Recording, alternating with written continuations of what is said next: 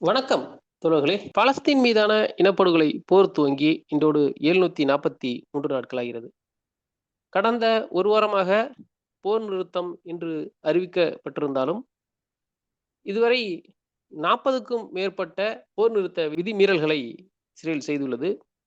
கிட்டத்தட்ட 35 பேருக்கு மேல் இஸ்ரேல் கொலை செய்துள்ளது காசாவில் மட்டும் என்று கூறுகிறார்கள். இந்த போர் நிறுத்தம் துவங்கிய பிறகு. அதிலும் போர் நிறுத்தத்தை ஹமாஸ் ஏற்றுக்கொண்ட பிறகு நடந்த கொலைகள் என்பது 70க்கு மேல் எண்ணிக்கையை தாண்டுகிறது. இன்று ஓர் பேருந்து சென்று கொண்டிருந்த போது அந்த பேருந்து மீது தாக்குதல் நடத்தி குழந்தைகள் 7 பேரையும் இஸ்ரேல் கொலை செய்திருப்பதாக ஒரு தகவலும் வருகின்றன. இப்படி இந்த வழக்கம் போல இந்த மீறல்கள் என்பதை தொடர்ந்து இஸ்ரேல் செய்து வருகிறது. இதற்கிடையில் ஹமாஸ் அதன் ஆயுதங்களை களைய வேண்டும் என்பதற்காக ஏற்கனவே திட்டமிட்டிருந்தபடி அமெரிக்கா தரப்பிலிருந்து அதற்கான வேலைகளை செய்ய துவங்கி இருப்பதாக தெரிகிறது. சமீபத்தில் பேசிய ட்ரம்ப், நாங்கள் உள்ளே செல்ல மாட்டோம், ஆனால் 3ஆம் நபர் ஒருவர் உள்ளே சென்று ஹமாஸ் வைத்திருக்கும் ஆயுதங்களை களைவார்கள் என்று ஒரு தகவலை தெரிவித்திருந்தார். அதன் பிறகு சற்று முன்பு வந்த தகவல் படி அதன் துணை அதிபராக இருக்கும் ஜேடி வேன்ஸ் இஸ்ரேல் மற்றும் காசாவிற்கு வந்துவிட்டு அங்கிருந்து இதற்கான ஏற்கனவே திட்டமிட்டு கையெழுத்திடப்பட்டிருந்த அந்த ஒப்பந்தத்தை இம்ப்ளிமெண்ட் செய்வதற்கான, மேலும் அதை நடைமுறைப்படுத்துவதில் இருக்கும் தாமதத்தை களைந்து அடுத்த கட்டத்திற்கு நகர்த்துவதற்காக வருகிறார் என்றும் ஒரு தகவல்கள் தெரிவிக்கின்றன. இப்படி சில விஷயங்கள் வெளியே தெரியாமலும் நடந்து கொண்டிருக்கின்றன. ஒவ்வொன்றாக பேச வேண்டியிருக்கிறது. நம்மோடு தோழர் செந்தில் அவர்கள் இணைந்திருக்கிறார். வணக்கம் செந்தில் தோழர். வணக்கம் தோழர். தோழர், இந்த நம்ம ஏற்கனவே லெபனான்ல பார்த்ததுதான். கிட்டத்தட்ட 4000 முறைக்கு மேல அந்த போர் நிறுத்த விதிமுறைகளை மீறி இருக்கு. பலரை கொலை செஞ்சிருக்குது இஸ்ரேலு. இங்கேயும் அது தொடர்ந்து நடந்துகிட்டே இருக்குது. அதுக்கு அவங்க சொல்ற காரணம் என்னவா இருக்கு அப்படின்னா, எங்களுக்குன்னு ஒரு எல்லை கோடு கொடுத்துருக்காங்கல்ல, நாங்க கிழக்கு பக்கத்துல எங்களோட கண்ட்ரோல்ல தான் இருக்கு, அந்த பஃபர் சோனுக்கு ஏன் இவங்க வர்றாங்க, அதனால தான் நாங்க அவங்கள கொலை பண்றோம் அப்படின்லாம் சொல்றாங்க. ஆனா அந்த மக்கள் தான் வீடு இத்தனை நாளுக்கு அப்புறம் எப்படி இருக்கோ அதை பார்க்கணும்னு போகக்கூடிய மக்கள் தான். அவங்க மேல தாக்குதல் நடத்துறத தொடர்ந்து செஞ்சுக்கிட்டே இருக்குது. அதுல இப்ப குறிப்பா பஸ்ல குழந்தைங்க போனத குழந்தைங்களுக்கு மேல தாக்குதல் நடத்தி கொலை பண்ணியிருக்கு. இது தொடர்ந்து போயிட்டே இருக்குது ஒரு பக்கம். இதுக்கு சர்வதேச சமூகம் எப்பவும் போல அமைதி காக்குது. ஆனா அவங்க தரப்புலனா ஒரு 20 பேர் உள்ள இருக்காங்கன்னா கீழயும் மேலயும் குதிச்சாங்க. அவங்களுடைய அந்த டெட் பாடி எல்லாம் திருப்பி குடுக்கலன்னு அந்த குதிச்சாங்க. ஆனா இத அப்படியே வேடிக்கை பார்த்துக்கிட்டே இருக்காங்க. யாருமே பேசல. வழக்கமா இஸ்ரேல் மேற்கத்திய நாடுகளினுடைய அணுகுமுறை இதுதான். ஸோ அவங்களுடைய பிஹேவியரே இதுதான். இதுல ஒன்றும் பெரிய ஆச்சரியப்படுறதுக்குலாம் எதுவும் கிடையாது. இது இப்படிதான் நடக்குங்கிறது எல்லாருக்குமே தெரிஞ்சதுதான். இப்ப இன்னும் சொல்ல போனா இந்த இந்த ஒப்பந்தம் முழுமையா செயல்பாட்டுக்கு வருமாங்கிறது இன்னைக்கு மறுபடியும் கேள்விக்கு வந்துருச்சு. ஏன்னா ஃபர்ஸ்ட் ஃபேஸ் கிட்டத்தட்ட முடிவுக்கு வருது. இன்னும் இறந்து போன பிரிசனர் ஆஃப் வார்ஸ் மட்டும் பாடிஸ் ஒப்படைக்கணும். ஹமாஸ் தரப்புல இருந்து இன்னும் ஒரு பெண்டிங் இருக்கு. ஒரு 10 பேர் ஒப்படைச்சிருக்கிறாங்க. அதுல நடைமுறை சிக்கல்கள் இருக்கு. ஏன்னா அவங்க எல்லாம் தேடி கண்டுபிடிக்க முடியல பாடிஸ. அதெல்லாத்துக்கும் காரணம் இஸ்ரேலினுடைய குண்டு வீச்சுகள் தான். ஸோ இஸ்ரேல் தான் ஹனிபல் டைரக்டிவ் பயன்படுத்தி காஸ்டேஜஸ் எல்லாம் கொன்னுச்சு. அப்படி கொன்னதுல இன்னும் பல உடல்கள் கண்டெடுக்க முடியாத அளவுக்கு சிதைஞ்சு போய் கிடக்குது. எங்க கிடக்குதுங்கிறத தேடி எடுக்கணுங்கிற ஒரு சூழ்நிலை இருக்கு. அதற்காக ஹை லெவல் இதை வச்சிருக்கிறாங்க. அதாவது ஹெவி மிஷினரியை கொண்டு தேடிட்டு இருக்கிறாங்க. ஆனா இன்னும் உறுதியா அவங்களால எடுத்து கொடுக்க முடியல. அதையே காரணமா வச்சு இப்போ நெத்தன்யாஹூ சமீபத்துல நெத்தன்யாஹூ ஆபீஸ் சமீபத்துல ஒரு இதை போட்டிருக்கானுங்க. Rafah crossing until further notice close பண்றோம் அப்படின்னு சொல்லிட்டு. ஸோ ரஃபா கிராசிங் தான் எய்டு பொருட்கள் உள்ளுக்கு வர்றதுக்காக அனுமதி கொடுக்குற இடம். ஸோ அந்த கிராசிங் இப்போ க்ளோஸ் பண்றேன்றானுங்க. ஸோ அதனால இவனுங்க இந்த இந்த இந்த சீஸ்ஃபயரை வந்து கண்டினியூ பண்ணுவானுங்களா, இந்த end of war comprehensive end of வார்ங்கிற அந்த பிளானை வந்து கண்டினியூ பண்ணுவானுங்களாங்கிறது மிகப்பெரிய சந்தேகத்துக்கு வந்திருக்கு. ஸோ இவனுங்க எப்பவுமே வந்து எந்த ஒப்பந்தங்களையும் வந்து மதிக்கக்கூடியவனுங்க கிடையாது. ஸோ அதனால இப்ப இதுல கிளியரா என்ன தெரியுதுன்னா, ஏன் வந்து இந்த மாதிரியான ஒரு நெருக்கடியான சூழல்ல வந்து சிக்கி அவனுங்க வந்து இப்ப இந்த சீஸ்ஃபயரை கொண்டு வந்திருக்கானுங்க, இல்ல இது ஒரு எண்ட் ஆஃப் வார் அக்ரீமெண்ட்ட வந்து போட்டிருக்கானுங்கன்னா, இதுல இது கன்டின்யூ ஆகுறதுக்கோ, இல்ல இது வந்து ஹோல்ட் ஆகுறதுக்கோ சான்சஸ் வந்து ரொம்ப கம்மியா தான் வந்து இந்த அக்ரீமெண்ட்ட பொறுத்தளவுல வாசகங்கள் இருக்கு. மெயினா வந்து வாசகங்கள் இந்த அக்ரீமெண்ட்ட பொறுத்தளவுல ரொம்ப வேகான வாசகங்கள் தான். 2வது ஃபேஸ் வந்து எத பத்தி பேசணுங்கிறத வந்து அவனுங்க போட்டிருக்கிறதுலயே வந்து அவனுங்க இந்த போர நிறுத்தக்கூடாதுங்கிறதுல தெளிவா இருக்கிறானுங்கங்கிறது தெரியுது. என்னன்னா, ஹமாஸ வந்து டிஸார்ம் பண்ணுவோம் அப்படிங்கிறது தான் அந்த 2வது ஃபேஸ்ல வந்து டிஸ்கஸ் பண்ண வேண்டியது. நெகோஷியேட் பண்ண வேண்டியது. அது நெகோஷியேஷனுக்கு அப்புறம் வைடு நெகோஷியேஷனுக்கு அப்புறம் தான் வந்து அந்த முடிவுக்கு வந்து போக முடியுங்கிறத ஹமாஸ் தெளிவா சொல்லியிருக்கு. அப்ப அத வந்து ஒத்துக்கிட்டு இந்த சீஸ்ஃபயர போட்டு இப்ப கேப்டிவ்ஸ வந்து ரிலீஸ் பண்ணி கொண்டு போயிட்டானுங்க. பாடிஸ் மட்டும் பாக்கி இருக்கு. ஒரு 20 பாடிஸ் நெருக்கி பாக்கி இருக்கிறதா சொல்றானுங்க. இப்ப அத தவிர கிட்டத்தட்ட அந்த ஃபர்ஸ்ட் ஃபேஸ்ல வந்து என்னென்னலாம் பண்ணுமோ அது எல்லாத்தையும் பண்ணிட்டானுங்க. உயிரோட இருக்கிற கேப்டிவ்ஸ எல்லாத்தையும் கொண்டு போயிட்டானுங்க. இப்ப செகண்ட் ஃபேஸ்க்கு போகணும். செகண்ட் ஃபேஸ் போறதுக்கு முன்னாடி வந்து வழக்கமான ட்ரம்பினுடைய நடவடிக்கைகள் ஆரம்பிச்சிருக்கு. ஹமாஸ் வந்து டிஸார்ம் பண்ணணும். அப்படி இல்லன்னா, அ நான் அது நடந்தே ஆகும். நாங்க நேர்ல வரலனாலும், வேற ஆள் மூலமா நாங்க வந்து அத பண்ணுவோம் அப்படிங்கிறத இப்ப சொல்றேன். ஆனா ஹமாஸ் வந்து திரும்ப திரும்ப சொல்றது என்னன்னா, டிஸார்ம் பண்றதுங்கிறத நம்ம பேச வேண்டிய காலம்ங்கிறது இது இல்ல. ஸோ டிஸார்ம் பண்றதுக்கு அந்த மக்களும் வந்து ஆதரவு குடுக்கல. 80% பேர் வந்து மக்கள் வந்து காசாலயும், வெஸ்ட் பேங்க்லயும் சேர்த்து 80% மக்கள் வந்து ஒத்துக்கல. டிஸார்ம் பண்ணக்கூடாதுங்கிறாங்க. ஏன்னா டிஸார்ம் பண்ணாக்க என்ன நடக்குங்கிறது அவங்களுக்கு தெரியும். ஆயுதம் இல்லாத போராட்டங்கள் எப்படியெல்லாம் ஒடுக்கப்பட்டிருக்குங்கிறது அவங்களுக்கு வரலாறு இருக்கு. ஸோ அதனால ஆயுதம் தாங்கிய போராட்டம் மட்டும் தான் இந்த இந்த ஜெனோசைடல் எனிமிய வந்து கன்டெயின் பண்றதுக்கான ஒரே ஒரு வழிங்கிறத அந்த மக்கள் தெளிவா உணர்ந்திருக்கிறாங்க. வரலாற்று ரீதியா அத வந்து புரிஞ்சு வச்சிருக்காங்க. ஸோ அதனால மக்கள் மத்தியில வந்து டிஸார்ம் பண்ணுங்கிற பேச்சுக்கே இடம் இல்லாத ஒரு நிலை தான் இருக்கு. ஹமாஸும் அத தெளிவுபடுத்தியிருக்கு. ஹமாஸ் வந்து எப்ப தன்னுடைய ஆயுதங்கள வந்து டிஸார்ம் பண்ணி, அ நான் வந்து குடுப்பேன் அப்படிங்கிறத வந்து அது தெளிவா சொல்லியிருக்கு. என்னன்னா, பாலஸ்தீன்ங்கிற ஸ்டேட் உருவாகி, பாலஸ்தீனுக்கான தனி அங்கீகாரம் கிடைச்சு, அது சர்வதேசத்தால அங்கீகரிக்கப்பட்டு, அதற்கான சூழல் வரும்போது, தன்னுடைய இராணுவத்தினரிடம் அத வந்து ஒப்படைப்பேன் அப்படிங்கிறது தான் ஹமாஸ் குடுத்திருக்கிறது. பட் ஆனா இவனுங்க இப்பவே வந்து டிஸார்ம் பண்ணுங்கிறானுங்க. இதுல இன்னும் சொல்லப்போனா, சவுதி அரேபியா, UAE, இன்னும் ஒரு எகிப்துன்னு நெனைக்கிறேன். ஏதோ ஒரு நாடு. இவைங்கலாம் வந்து ஹமாஸ டிஸார்ம் பண்றத வந்து ஒத்துக்கிட்டு, டிஸார்ம் பண்ணா மட்டும் தான் நாங்க வந்து ரீகன்ஸ்ட்ரக்ஷனுக்கு ஃபைனான்ஸ் வந்து நாங்க ஃபண்ட் வந்து நாங்க பண்ணுவோம் அப்படிங்கிறத சொல்றதா இஸ்ரேலிய ஊடகம் தகவல் வெளியிடுது. அந்த அளவுக்கு நெருக்கடி குடுக்குறானுங்க ட்ரம்புக்கு அப்படின்னு சொல்லி இஸ்ரேலிய ஊடகம் தகவல் வெளியிடுது. அப்ப இந்த கொலாபரேட்டர்ஸ் இந்த ரீஜியன்ல இருக்கக்கூடிய கொலாபரேட்டர்ஸ் பாலஸ்தீன் மக்கள் இனப்படுகொலை பண்ணப்படணுங்கிறதுல தெளிவா இருக்கிறானுங்க. ஹமாஸ வந்து அழிச்சிடணுங்கிறதுல தெளிவா இருக்கிறானுங்க. அதற்காக எத வேணாலும் பண்றதுக்கு தயாரா இருக்கிறானுங்க. ஆ அதே நேரத்துல இந்த கேப்டிவ் ரிலீஸ்ல குறிப்பா வந்து பலஸ்தீனிய கேப்டிவ் ரிலீஸ்ல மர்வான் பர்கோத்தி, அதேபோல வந்து அப்துல்லா அப்துல்லா பர்கோத்தி, ஆ இன்னொரு முகமது சாலேன்னு நெனைக்கிறேன். PFLP-யினுடைய ஜெனரல் செக்ரட்டரியா இருந்தவரு. இவங்களெல்லாம் ரிலீஸ் பண்றத தடுத்து நிறுத்துனது முகமது அப்பாஸ். முகமது அப்பாஸ் ஏன் தடுத்து நிறுத்தி இருக்கிறான்னா, அவங்கெல்லாம் வந்தாங்கன்னா, ரொம்ப டவரிங் ஃபிகர்ஸ். பாலஸ்தீன மக்கள பொறுத்தளவுல வந்து ஒரு முக்கியமான நபர்கள். நம்பிக்கைக்குரியவர்கள், மதிப்புக்குரியவர்கள். ஸோ அவங்கெல்லாம் வந்தாங்கன்னா, இவனுடைய பொசிஷனுக்கு ஆப்பு அப்படிங்கிறதுனால அவன் வந்து அதெல்லாம் தடுத்து நிறுத்தி இருக்கிறான். அவனுடைய டிமாண்டின் பிரகாரம் தான் வந்து மருவான் பர்கோத்தியை ரிலீஸ் பண்ணலன்னு சொல்றாங்க.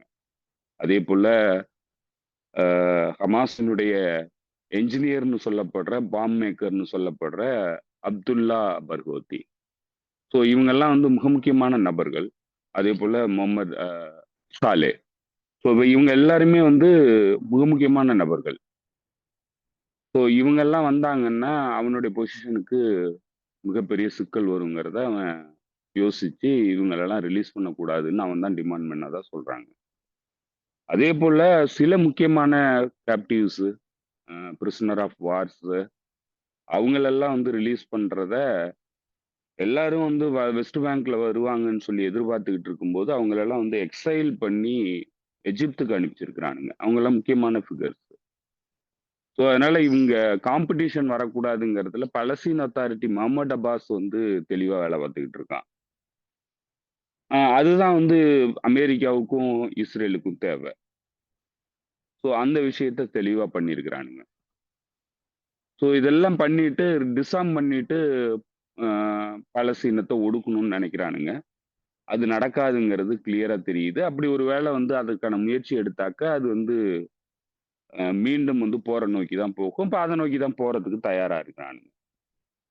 ஸோ இது ஏன் வந்து இவ்வளோ நெருக்கடியா ஃபீல் பண்ணானுங்க? ஏன் வந்து இப்ப இந்த மாதிரி அவசர அவசரமா வந்து இப்படி இந்த ஒரு பிளானை வந்து எக்ஸிக்யூட் பண்ணானுங்க அப்படின்னு பார்த்தீங்கன்னாக்க, குளோபல் ஆடியன்ஸினுடைய அழுத்தம் தான்.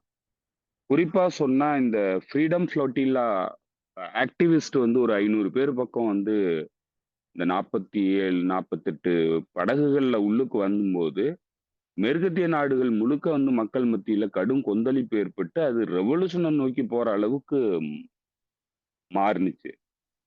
ஸோ அத தணிக்கும் பொருட்டு தான் வந்து இந்த பிளான வந்து எக்ஸிக்யூட் பண்ணியிருக்கானுங்க.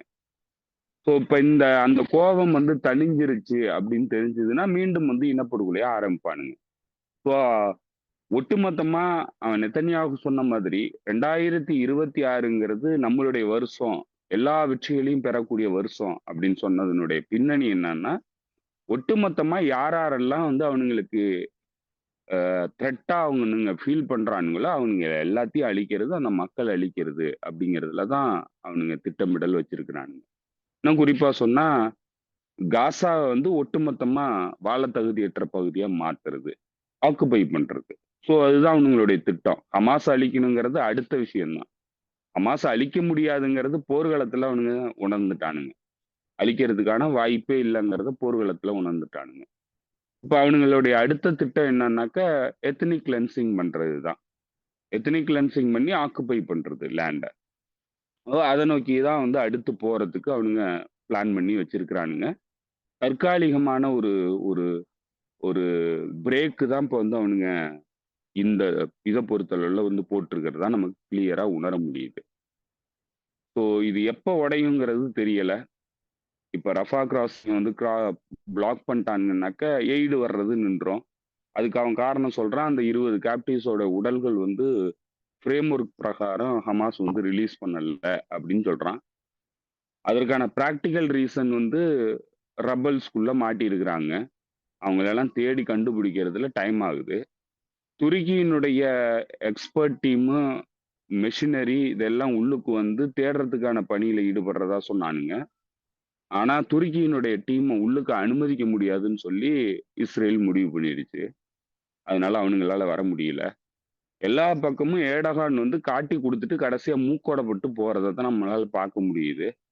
சிரியாவினுடைய வீழ்ச்சிக்கு காரணமா இருந்தது ஏர்டோகான். கடைசியா ஏர்டோகானுடைய நிலைமை வந்து படுகேவலமா போச்சு சிரியாவ பொறுத்தளவுல. எங்க போனாலும் இஸ்ரேல் வந்து தாக்குதல் நடத்தினான். இதுல பெரிய லூசர்ன்னு சொன்னா ஏர்டோகான் தான். எல்லா விஷயங்கள்லயும் லூசர் ஆகுறது ஏர்டோகான் தான். இப்ப ஏன் வந்து ஏர்டோகான் வந்து இதுக்குள்ள முக்கியமா வந்தான் அப்படிங்கிறது தான் இப்ப இங்க ரொம்ப சினிக்கலான விஷயம். ஏன்னா அவனுடைய நோக்கம் என்னங்கிறது நம்ம பல வகையில பார்க்க வேண்டியிருக்கு இந்த ரீஜியனை பொறுத்தளவுல. அவன் ஏற்கனவே சிரியாவினுடைய வீழ்ச்சியை வந்து உறுதிப்படுத்தினதுக்கு அப்புறம் சிரியாவினுடைய வடக்கு பகுதியை வந்து கிட்டத்தட்ட ஆக்கிரமிப்பு பண்ணி வச்சிருக்கிறான். முழு இன்ஃப்ளூயன்ஸை வந்து செலுத்திட்டு இருக்கான். அதே போல மத்திய கிழக்கு ஆ மத்திய ஆசிய நாடுகள முழுக்க வந்து தன்னுடைய கட்டுப்பாட்டுல டர்க்கிக்கு சிவிலைசேஷன் சொல்லப்படுற அந்த ஒட்டுமொத்த தான் பகுதிகள முழுக்க தன்னுடைய கட்டுப்பாட்டுல கொண்டு வரதுக்கான முயற்சியில ஈடுபட்டுக்கிட்டு இருக்கான். அசர்பைஜான கையில வச்சுக்கிட்டு இந்த ஜங்கசூர் கோரிடோர வந்து உருவாக்கி, அதன் மூலமா முழுக்க முழுக்க டர்க்கி ரீஜியன முழுக்க அ சைனா வரைக்கும் வந்து விரிவுபடுத்தி தன்னுடைய இன்ஃப்ளூயன்ஸ செலுத்துறதுக்கான முயற்சியில ஈடுபடுறான். அதே மாதிரி இந்த லெவாண்ட் பகுதியில அ பாலஸ்தீனம், அ அதேபோல அ லெபனான்லலாம் வந்து இன்ஃப்ளூயன்ஸ் பண்ணணும்னு நெனைக்கிறான்.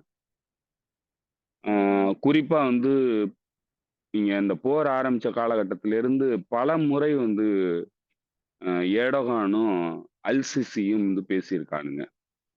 ஸோ இது எல்லாமே இந்த போர் நடந்துட்டு இருந்த காலகட்டத்தில இவனுங்க அடிக்கடி சந்திச்சு பேசுறது, ஃபோன் மூலமா வந்து பேசிக்கிறது, இந்த விஷயங்கள் எல்லாமே வந்து நடந்துகிட்டு இருக்குது. இப்ப என்னன்னா, எகிப்து முக்கியமான ரோல வந்து ப்ளே பண்ணணும்னு சொல்லி, தன்னுடைய இன்ஃப்ளூயன்ஸ்க்குள்ள இருக்கணுங்கிறது எர்டோகானுடைய நோக்கமா இருக்கு. தன்னுடைய இன்ஃப்ளூயன்ஸ் இந்த பகுதியில செலுத்துறதுக்கு எகிப்து தனக்கு தேவை அப்படின்னு நெனைக்கிறான்.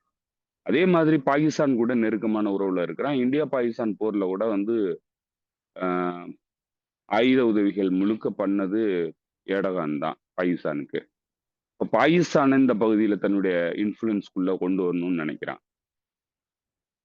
இப்போ இதுல வந்து ஆப்கானிஸ்தான்ல வந்து முயற்சி எடுத்தானுங்க. கடைசியா இன்னைக்கு அது ஆப்கானிஸ்தானுக்கு, பாகிஸ்தானுக்குமே அந்த பிரச்சனை உருவாகியிருக்குது.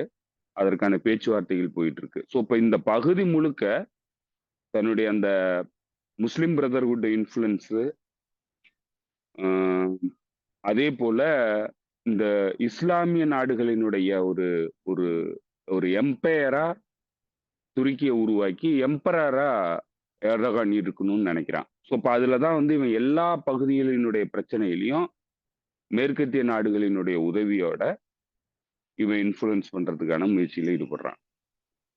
இதுல 2 இடங்கள்ல அடி தான் வாங்குறான். கடைசியா வந்து மூக்கொடைப்படுறது தான் வந்து அவனுடைய நிலையா இருக்கு. அது எந்த அளவுக்கு செயல்பாட்டுக்கு வந்து அவனால வந்து அவனுடைய ஆம்பிஷன் அச்சீவ் பண்ண முடியும்னு தெரியல. அ அதே நேரத்துல இந்த போர் வந்து மீண்டும் ஆரம்பிக்கிறதுக்கான எல்லா வாய்ப்புகளும் இருக்கு. இது வந்து ஒரு தற்காலிகமான போர் நிறுத்தமா தான் நம்மளால பார்க்க முடியுது. கூடுதலா லெபனான்குள்ளேயும் தாக்குதல தீவிரப்படுத்த ஆரம்பிச்சிருக்கிறானுங்க.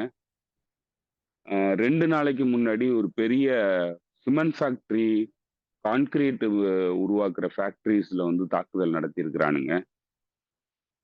கடுமையான தாக்குதல். பயங்கரமா வந்து பங்கர் பஸ்டர் பாம்ஸ போட்டு வந்து அந்த பகுதியில வந்து தாக்குதல் நடத்தியிருக்கிறானுங்க. அந்த ஃபேக்டரிஸ் வந்து ஒரு 3 ஃபேக்டரி இருந்த இடம் ஒட்டுமொத்தமா தரைமட்டமாகுற அளவுக்கு தாக்குதல் நடத்தியிருக்கிறானுங்க. ஹெஸ்புல்லாவுக்கு எதிரான போரையும் வந்து தீவிரப்படுத்துறதுக்கு தயாராகிட்டு இருக்கிறானுங்க. ஸோ இப்போ ஒட்டுமொத்த ஆக்சிஸ் ஆஃப் ரெசிஸ்டன்ஸ்க்கு எதிரான போர வந்து அடுத்த லெவல்ல கொண்டு போறதுக்கான எல்லா நடவடிக்கைகள்லயும் ஈடுபடுறானுங்க. அப்போ இஸ்ரேலுக்கு இருக்கிற அ இன்ட்ரெஸ்ட்ட பொறுத்தளவுல வந்து காசாவ வந்து ஆக்குபை பண்ணிடணும். பாலஸ்தீனியர்கள எத்னிக்கலி கிளென்ஸ் பண்ணிடணும் அப்படிங்கிறதுல அவன் தீவிரமா வந்து வேலை பார்த்துக்கிட்டு இருக்கான். அமெரிக்கன் எம்பையர பொறுத்தளவுல இந்த ஒட்டுமொத்த ரீஜியனுடைய கண்ட்ரோல தன்னுடைய கட்டுப்பாட்டுக்கு கொண்டு வரணும் அப்படிங்கிறதுல அவனுடைய தீவிரம் வந்து இருக்கு. இப்படி நடந்துகிட்டு இருக்கிற இந்த சமகாலத்துல இன்னைக்கு ரெட் சி பகுதியில ஒரு ஆயில் டேங்கர் வந்து தாக்கப்பட்டிருக்கு. ஆனா, யமன் அன்சார் அல் அமைப்பு இந்த இனப்படுகொலை போர் நின்ன உடனே, இந்த சீஸ்ஃபயர் அக்ரீமெண்ட் சைன் பண்ண உடனே, தன்னுடைய தாக்குதல நிறுத்துறதா அறிவிச்சிருச்சு. இதுவரைக்கும் இந்த தாக்குதலுக்கு யமன் அன்சார் அல் அமைப்பு பொறுப்பேற்கல. அப்ப இது எதற்காக நடந்திருக்கு அப்படிங்கிறது இன்னைக்கு இருக்கிற மிகப்பெரிய கேள்வி. இப்ப யமனுக்கு எதிரான தாக்குதலுக்கு ஃபால்ஸ் ஃபிளாக் ஆப்பரேஷன பண்ணியிருக்கிறானுங்கங்கிறது தெரியுது. எவன் பண்ணான்னு தெரியல. இப்ப இது எல்லாமே சேரும்போது இது ஒட்டுமொத்தமா இந்த ரீஜியன் முழுக்கான போர் முழுக்க முழுக்க நடக்கக்கூடிய ஒரு போரா மாறுறதுக்கான எல்லா விஷயங்களும் இப்ப நடந்துகிட்டு இருக்கு. அதே போல ஜேசிபிஓஏ அக்ரிமெண்ட் வந்து முடிவுக்கு வந்திருக்கு இப்போ. 18ஆம் தேதி முடிவுக்கு வருது. இன்னைக்கு தேதி எத்தனைன்னு தெரியல. நான் கவனிக்கல. 18ஆம் தேதியோட வந்து இன்னைக்கு தான். இன்னைக்கு முடிவுக்கு வந்துருது. இப்ப நாளையிலிருந்து வந்து அந்த ப்ரொவிஷன்ஸ் எதுவுமே வந்து செல்லாது. அப்போ தாக்குதலுக்கு தயாராயிட்டு இருக்கிறானுங்க அப்படிங்கிறது தான் தெரியுது. ஏன்னா அந்த ப்ரொவிஷன் இல்லன்னா, இவனுங்க அடுத்த வழக்கமான ஜஸ்டிஃபிகேஷன் என்னன்னா, ஈரான் வந்து அ அணு ஆயுதத்த நோக்கி போகுது அப்படின்னு சொல்லிட்டு தாக்குதல் நடத்துறதுக்கு தயாராயிட்டு இருக்கிறானுங்க. ஸோ எல்லாத்தையும் பார்க்கும்போது, எதுவுமே வந்து இன்னைக்கு நிரந்தரம் இல்ல. மீண்டும் வந்து காசாக்குள்ள போர், இனப்படுகொலை போர் தொடர்றதுக்கான எல்லா வாய்ப்புகளும் இருக்கு. அதுதான் இப்ப இன்னைக்கு இருக்கிற கள நிலவரமா இருக்கு. நம்ம விரும்புறது ஒரு வகையில வந்து இந்த மக்கள் ஆசுவாசப்படணும், இந்த மக்களுக்கு உதவிகள் வரணும், அட்லீஸ்ட் வந்து குண்டு வீச்சாவது நிக்கணும் அப்படின்னு நெனைக்கிறோம். ஆனா, அது எதுவுமே வந்து நடைமுறைக்கு சாத்தியமா அப்படிங்கிறது இன்னைக்கு மிகப்பெரிய கேள்வியா இருக்கு.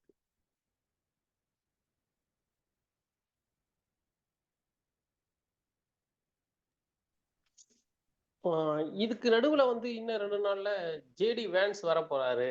வந்துட்டு அந்த அ பார்ட் ஃபேஸ் 2க்கு வந்து புஷ் பண்ணி வேலை நடக்க போகுது அப்படின்னு ஒண்ணு சொல்றாங்களே! அது என்ன எந்த அளவுக்கு சரியா இருக்கும்னு நினைக்கிறீங்க? அதெல்லாம் ஒண்ணும் இருக்கிறதுக்கு வாய்ப்பு இல்ல. இவனுங்க எல்லாருடைய வருகைகளுமே வந்து அடுத்த கட்ட போருக்கான தயாரிப்பு நடவடிக்கைக்காக தான் நடக்குது. ஏன்னா போன முறை நீங்க பார்த்தீங்கன்னா, ஈரானுக்கு எதிரான போருக்கு முன்னாடி, இஸ்ரேலினுடைய ஸ்ட்ராட்டஜிக் அஃபேர்ஸ் மினிஸ்டர் டெர்மர்ங்கிறவன் அடிக்கடி Witkoff, JD Vance, Marco Rubio இவங்கள எல்லாரையும் வந்து சந்திச்சு பேசிக்கிட்டு இருந்தான். அதே மாதிரி அமெரிக்கன் அஃபீஷியல்ஸினுடைய வருகைகள் வந்து டெல் அவிவ்க்கு வர்றது நடந்துகிட்டே இருந்தது. அதேபோல சென்ட்காமினுடைய கமாண்டர் வந்து அடிக்கடி டெல் அவிவ் நகரத்துக்கு வந்துகிட்டு தான் இருந்தான். கிட்டத்தட்ட இன்னைக்கு அது எல்லாமே இப்ப நடந்துகிட்டு இருக்கு. இந்த போர் நின்னதுக்கு அப்புறம் திரும்ப ரீசப்ளை பண்ண ஆரம்பிச்சுட்டானுங்க. எல்லா ஆயுதங்களையும் ரீசப்ளை பண்ணானுங்க. தாட் சிஸ்டம் 11 சிஸ்டத்த கொண்டு வந்து இப்ப நிலைநிறுத்தி வச்சிருக்கானுங்க. போன போர விட அதிகமா இன்னைக்கு கொண்டு வந்து நிறுத்தியிருக்கானுங்க. தேவையான அளவுக்கு ஆயுதங்கள திரும்ப வழங்கியிருக்கிறானுங்க. வழக்கமான வருகைகள் வந்து தொடர்ந்து நடந்துகிட்டே இருக்கு. அஃபிஷியல்ஸ் வருகை வந்து தொடர்ந்து நடந்துகிட்டே இருக்கு. இப்ப ஜேடி வான்ஸ் வரான். இப்ப இவனுங்க எல்லாருமே வர்றது நோக்கம் வந்து போர விரிவுபடுத்துறதும், அதற்கு தேவையான தயாரிப்பு பணிகள்லயும் ஈடுபடுறதுக்காக தான் வரானுங்களே தவிர, நம்ம இது வந்து வெறும் டிப்ளமேட்டிக்கான விஷயம். இது வந்து போர வந்து நிறுத்துறதுக்காக இவனுங்க வர்றானுங்கன்னு நெனச்சோம்னா, முட்டாள்தனமா தான் போகும். ஏன்னா இவனுங்களுடைய வரலாறு அப்படி. இந்த டிஸார்ம்மென்ட்க்கு வந்து இவங்கள கூட்டு வர்றதுன்றது இன்னும் பெரிய ஒரு சிக்கல தான் கொண்டு வரும் அப்படின்னு சொல்லி இங்கிலாந்தே சொல்லுது. அதாவது எப்படி எப்படி சொல்லுதுன்னா, அமெரிக்கா வந்து ஒரு ஐடியா குடுத்திருக்கு. இங்கிலாந்த நீங்க இந்த படையில சேராதீங்க. எகிப்து வந்து உள்ள போகட்டும். அவங்க ராணுவத்த எடுத்துக்கிட்டு, அ ஹமாஸ டிஸார்ம் பண்றதுக்கு. அதுக்கு பின்னாடி வந்து அம் துருக்கி, அசர்பைஜானு, இந்தோனேஷியா இது போல நாடுகள்லாம் இருக்கட்டும். நீங்க வந்து வெளியில இருங்க. அந்த பாலஸ்தீன் அத்தாரிட்டி கீழ இருக்கக்கூடிய ஆட்களுக்கு வந்து அவங்களுக்கு போலீஸ் ட்ரெய்னிங் குடுங்க நீங்க அப்படின்னு சொல்லி இங்கிலாந்துக்கு அமெரிக்கா சொல்லியிருக்குது. அப்ப அவங்க சொல்லும்போது ஒரு இங்கிலாந்து என்ன சொல்லியிருக்குன்னா, நீங்க ரொம்ப இதுல ரொம்ப ஜாக்கிரதையா இருக்கணும். இது வேற மாதிரியான ஒரு விளைவுகள வந்து கொண்டாந்து குடுத்துரும் இந்த பகுதியில அப்படின்னு சொல்றாங்க.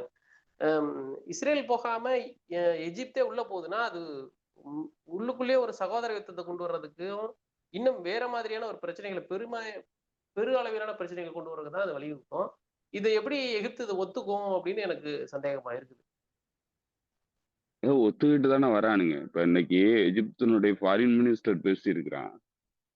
என்ன சொல்றான்னா, இந்த India, middle east, Europe corridor அப்படின்னு சொல்லிட்டு ஒரு கோரிடோர பத்தி எம்டெக்ன்னு சொல்லி ஐமெக் ஐமெக்ன்னு சொல்லிட்டு ஒரு திட்டத்த வந்து ஏற்கனவே வச்சிருந்தானுங்க. செப்டம்பர் மாசம் 2023 செப்டம்பர் மாசம் பைடன் தலைமையில அது கையெழுத்தானுச்சு. G20 மாநாட்டுல. இந்தியால தான் கையெழுத்தானுச்சு டெல்லியில. அதுக்கப்புறம் தான் இந்த அலெக்ஸா ஃப்ளட் ஆப்பரேஷன் வந்து ஆரம்பிச்சது. ஸோ அது வந்து அ எஜிப்துக்கு அதுல பெரிய ரோல் இல்ல. ஏன்னா எஜிப்தெல்லாம் ஒதுக்கிட்டானுங்க அந்த எம்டெக், ஐடெக், ஐமெக் ப்ராஜெக்ட்ல இருந்து. ஆனா எஜிப்துக்கு என்ன நெருக்கடி உருவானுச்சுன்னா, அந்த பபல் மெண்டாப் வந்து ஸ்டாப் ஆனதுல சுயஸ் கனாலினுடைய வருமானம் வந்து போயிருச்சு. அது வந்து எஜிப்துக்கு வச்சிருந்த செக்கு. ஏன்னா எஜிப்து வந்து தன்னுடைய இதை வந்து முழு வாசலா இருக்கணும்னா அவனுங்களுக்கு பொருளாதார நெருக்கடி வந்து உருவாகணும். ஸோ அதற்காக தான் வந்து அமெரிக்கன் அட்மினிஸ்ட்ரேஷன் என்ன பண்ணானுங்க, அந்த ஆபரேஷன் ப்ராஸ்பெரிட்டி கார்டியன் சொல்லி ஐரோப்பிய ஒன்றிய நாடுகள் எல்லாம் சேர்த்துக்கிட்டு, சின்ன சின்ன குட்டி நாடு மைக்ரோஏசியா அந்த மாதிரியான நாடுகள் எல்லாம் சேர்த்துக்கிட்டு ஒரு ஆபரேஷன் வந்து ஆரம்பிச்சு ஒட்டுமொத்தமா சுயஸ் கனாலுக்கு போன வருமானத்தை முழுக்க தடை பண்ணிட்டானுங்க. இப்ப தடை பண்ணி சினாய் பாலைவனத்தை திறந்து விட்டு காசா மக்களை வெளியேறதுக்கான வெளியேற்றுறதுக்கான முயற்சியில வந்து ஈடுபட்டானுங்க. ஆனா உள்நாட்டு பிரச்சனை கருதி அல்சிசி வந்து ஒத்துக்கல. இப்போ வந்து நெருக்கடி தீவிரமாயி சுயஸ் கனாலினுடைய வருமானம் வந்து முழுக்க முழுக்க போயிடுச்சு. பபல் மண்டாப்பு ஸ்டாப் ஆனதுல, பிளாக் ஆனதுல. இப்போ எகிப்துக்கு வந்து சுயஸ் கனாலை மீண்டும் திறக்கணும்னா அமெரிக்கா சொல்றத கேட்கணுங்கிற ஒரு நிலை இருக்கு. ஸோ அப்படிதான் வந்து எகிப்தை வந்து முழுமையான கட்டுப்பாட்டுல கொண்டு வந்துட்டானுங்க. இப்போ எகிப்து வந்து எதிர்த்து போறதுக்கு தயாரா கிடையாது. எந்த வகையிலையும் எதிர்த்து போறதுக்கு தயாரா கிடையாது. அமெரிக்கன் இன்ஃப்ளூயன்ஸ்குள்ள இருந்துகிட்டு ஏதாவது உதவியை வாங்கி ஐஎம்எஃப் லோன் வந்து அதுக்கப்புறம் தான் கிடைச்சிது. சொல்றதெல்லாம் கேட்கணுங்கிற இடத்துல தான் வந்து கொடுத்தானுங்க. இப்போ இனிமே மீண்டும் வந்து உதவிகள் வேணும்னாக்க அமெரிக்கா சொல்றதெல்லாம் கேட்கணுங்கிற இடத்துல தான் வந்து வரானுங்க. இப்போ எகிப்தினுடைய ஃபாரின் மினிஸ்டர் இன்னைக்கு பேசி இருக்கிறது பார்த்தீங்கன்னாக்க, அந்த ஐமக் திட்டத்தை செயல்படுத்துறதுக்கு இந்த பகுதியினுடைய பிரச்சனை வந்து முழுமையா முடிவுக்கு கொண்டு வரணும் அப்படின்றானுங்க. இப்ப இவனுங்க வந்து நோக்கம் வந்து பாலஸ்தீன இனப்படுகொலை நடக்குது, பாலஸ்தீனிய மக்கள் அதுல வந்து இனப்படுகொலை செய்யப்படுறாங்கிறதுக்காக போரை நிறுத்தணுங்கிறதுலாம் அவனுடைய திட்டமா தெரியல. அவன் சொல்றதே வந்து வெளிப்படையா சொல்றான், ஐமக் திட்டத்தை வந்து செயல்படுத்தணும்னா இந்த பகுதியில போர் நிக்கணும் அப்படிங்கிறான். இப்ப எதை வந்து முக்கியத்துவம் படுத்துறானுங்கிறதுல இருந்தே தெரியுது அவனுங்க எதை வந்து பிரதானமா பாக்குறானுங்கன்ட்டு. அமெரிக்காவுடைய இன்ட்ரெஸ்ட், மற்ற நாடுகளினுடைய இன்ட்ரெஸ்ட், அவனுங்களுடைய வருமானம் இதைத்தான் வந்து பிரதானமா பாக்குறானுங்க. ஸோ அப்ப அவனுங்க அமெரிக்கா சொல்லி ஆயுதங்களை களையறதுக்கு போகணும்னா போவானுங்கிறது தான் நமக்கு தெரியுது. இது கிட்டத்தட்ட வந்து இந்தியாவினுடைய படைகள் எப்படி ஐபிகேஎஃப்ங்கிற பேர்ல உள்ளுக்கு நுழைஞ்சு தமிழீழ விடுதலை புலிகளுக்கு எதிரான ஒரு பிரச்சனையை உருவாக்கி சண்டையை போட்டு கடைசியா தோல்வி அடைஞ்சு வெளியேறினாங்களோ அந்த மாதிரியான ஒரு நிலை தான் இருக்கு. என்னன்னா இந்த மக்களுக்கு இடையிலான உறவு, அரபு மக்களுக்கு இடையிலான உறவு நிலையில விரிசலை உண்டாக்கணும். அதுதான் வந்து இந்தியாவிலையும் நடந்தது. இலங்கையில ஈழத்துக்கு வந்து ஐபிகேஎஃப் போனதுக்கு அப்புறம் இந்திய தமிழர்களுக்கும் ஈழத்தமிழர்களுக்குமான முரண்பாடு அங்கிருந்து துவங்குனுச்சு.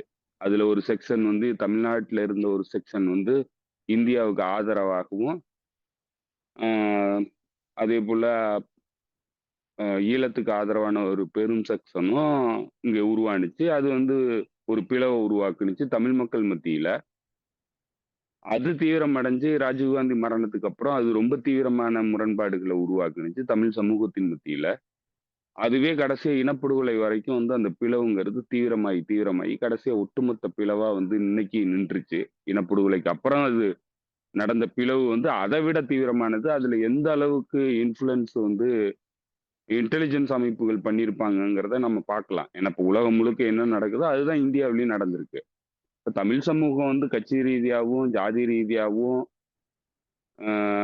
பிரிஞ்சு உடைஞ்சு இன்னைக்கு ஒற்றுமையே இல்லாத ஒரு நிலையில வந்து நிக்கிறதுக்கான அடிப்படை காரணம் தமிழ் மக்கள் கிடையாது, வெளியிலிருந்து இன்ஃப்ளூயன்ஸ் பண்ற இன்டெலிஜென்ஸ் அமைப்புகள் தான். அது உலக அளவிலான இன்டெலிஜென்ஸ் அமைப்புகள் வேலை பார்க்கறானுங்க. அதே போல ஈழ தமிழர்கள் மத்தியிலையும் வந்து பிளவுகளை உருவாக்குறதுக்கான பணி வந்து ரொம்ப ரொம்ப தீவிரமா நடந்துகிட்டு இருக்கு.